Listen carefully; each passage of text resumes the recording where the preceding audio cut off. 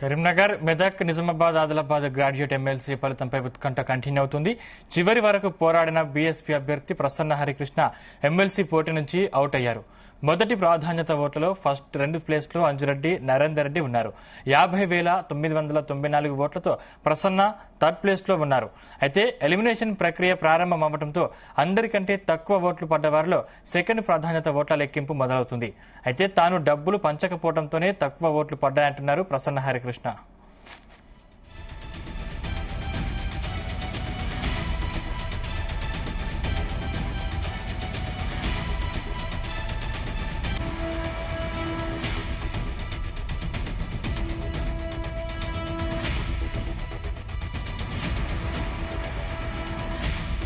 ప్రతి అంశానికి సంబంధించిన మరింత పూర్తి సమాచారం మా ప్రతినిధి గోపికృష్ణ అందిస్తారు. గోపికృష్ణ,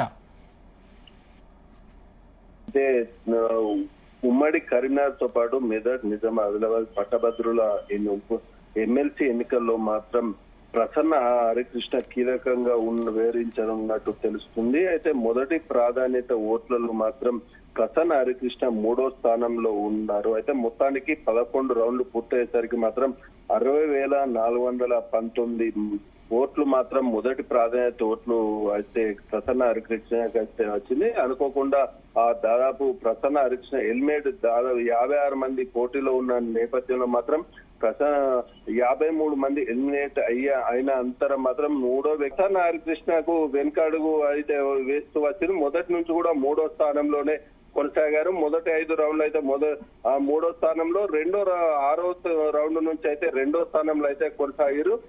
ఏదేమైనప్పటికీ కూడా ప్రసన్న హరికృష్ణ బీసీ వాదంతో ముందుకెళ్లినప్పటికీ కూడా ఇది దాదాపు 60,419 మాత్రమే మొదటి ప్రాధాన్యత ఓట్లయితే సమకూర్చుకున్నారు. అయితే ఈ నేపథ్యంలో ఎలిమినేట్ అయితే తప్పనిసరి అని చెప్పేసి మనం స్పష్టం అవుతుంది. ఇప్పటికే ప్రసన్న హరికృష్ణ ఆ కౌంటింగ్ హాల్ నుంచి కూడా వెళ్ళినట్టు కూడా మనకైతే సమాచారం అయితే అందింది.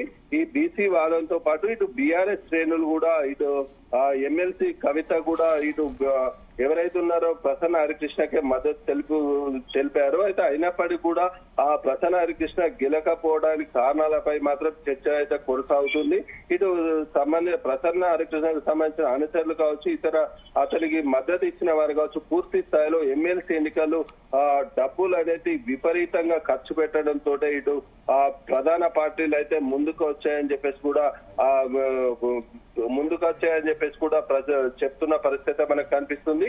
ఇటు డబ్బు ప్రభావంతో ఇటు ఏదైనప్పటికీ ఇటు బీజేపీ ఎమ్మెల్సీ అభ్యర్థులు కావచ్చు, ఇటు కాంగ్రెస్ అభ్యర్థులు కావచ్చు, పూర్తి స్థాయిలో విపరీతమైన ఖర్చు చేయడంతో ఇటు ఓడిపోయినట్టు కూడా ప్రసన్న హరికృష్ణకు సంబంధించిన అనుచరులు అయితే స్పష్టం చేసుకున్న పరిస్థితి మనకు కనిపిస్తుంది. ఏదేమైనప్పటికీ డబ్బు ప్రభావంతో గెలిచిన వారు కాకుండా నిజాయితీగా ఎలాంటి డబ్బు ఖర్చు పెట్టకుండా తాను 3వ స్థానంలో ఉండి ప్రధాన పార్టీలకు ఏదైతే బీజేపీ, కాంగ్రెస్ పార్టీలకు ప్రధాన పోటీగా నిల్చున్నానని నైతిక విజయము తానేదంటూ కూడా వీళ్ళు ప్రసన్న హరికృష్ణకు సంబంధించిన నాయకులు అయితే చెప్తున్న పరిస్థితి కనిపిస్తుంది.